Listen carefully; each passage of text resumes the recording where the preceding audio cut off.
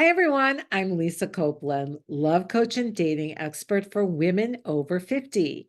And in today's video we're going to be talking about whether or not a man is Mr. Right. And I'm going to give you 5 questions that are going to help you know whether this is true. Before we get started, if you haven't subscribed to my channel yet, I would love if you do. And if you have, welcome back. And if you like this video, be sure to hit that like button below and also let me know in the comments if there are any topics you would love to know more about when it comes to dating over 50. So let's get started. You're here because you would love to attract an amazing man into your life, right? But the idea of going online or out into the real world can feel scary because maybe you've gotten your heart broken in the past in a relationship, or maybe you have a pattern of attracting the wrong men because your picker's off. Well, I want to put your mind at ease by giving you 5 questions you can ask yourself that will help you decide whether or not he's the right man for you. So let's start with question number 1 to ask yourself, do I really like him, or is the chemistry clouding my judgment? All right, I talk about chemistry a lot, and I'm going to ask you, what is the first thing you're looking for when you meet a new man? Let's get real here. Is it an attraction factor and or chemistry? If it is, you're not alone. But if you're looking for these 2 qualities, the problem is that with hot chemistry, it's just a release of the feel-good bonding hormone, oxytocin. And using this hormone to decide if a man is the one for you is a recipe for potential relationship disaster. Why? Because this hormone makes you fall in what I would call love/lust with a man you really don't know, because your body tingles and feels good when you think about him or when you share some type of intimacy together. The sex is amazing until one day you find yourself lying in bed with a stranger and you wonder what happened and you think, who is this man? If you find yourself in a really lustful relationship that is moving fast, I want you to take a moment and breathe and ask yourself these questions.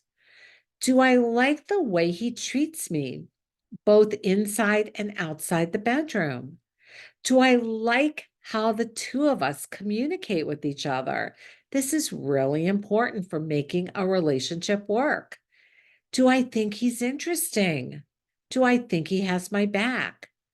When you ask yourself questions like these, they're going to help you get clarity on this relationship and its potential to work beyond the lust or the hormone release of oxytocin.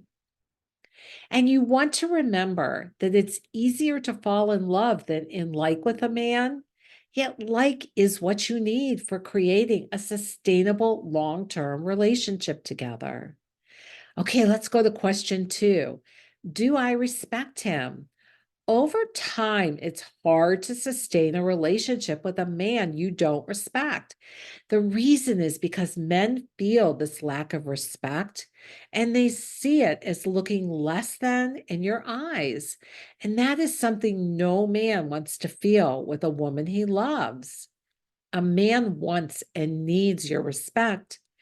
If you don't respect him for exactly who he is and how he handles his life, then you want to think about moving on. Otherwise, you're settling. Question number 3 to ask yourself, do I have fun with him when we're together? So this question kind of reverts back to question 1, asking yourself whether you like him or whether you just like the chemistry and the feel from the chemistry.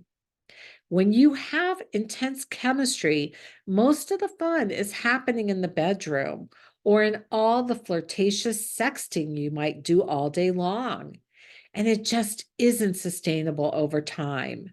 And that's why it's important to be with a man who can bring a smile to your face and who can make you laugh, who accepts you for who you are, who has your back, and is someone you really, really enjoy being with, both inside and outside the bedroom. Question 4 is, do you like and want the same things in life? I remember back in my 40s when I first started dating, I created a list of qualities that I wanted in a man.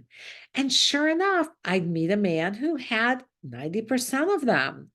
Yet the relationships were not working out.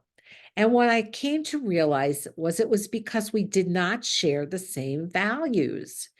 You want to make sure whatever values are important to you are equally important to him, because that will mean you're likely on the same page in how you live your lives. And that is something that is so important, especially when it comes to attracting love into your life after 50. Question number 5, does he accept me for who I am? Let's face it, as women, we can be real people pleasers. But when we're pleasing others, we end up bending like a pretzel to accommodate someone else's needs, and we give up our own. You want a man who loves, adores, and cherishes you for being you. And if he's trying to change you, or you find yourself hiding pieces of who you are, he may not be the right man for you. Okay, now I want to leave you with some inspiration that attracting a good man into your life really is possible for you. This is from my client, Pat, in California, and she wrote to me to let me know that she had met this wonderful man and that they were madly in love with one another. She told me she used the information she learned from my Love After 50 group program to help her evaluate whether the relationship was a good fit for her. And the funny thing is that on the first date, she had no interest in him, but she remembered what I'd said about giving a man a chance and to have an open mind. And she told me she was so glad she did because, as it turned out, he's the perfect man for her and they are so compatible, whether it comes to love, friendship, and also on a physical level. She was amazed at how she was able to attract a man into her life who fit her description of her desires and values that she did when she created what's called a quality man template. It's a clear vision of the right man, and then everything fit to a T. She loved the trainings and the insights, and she wanted me to share her story with you because she was sure it would inspire you to know that women seeking their perfect mates can find them.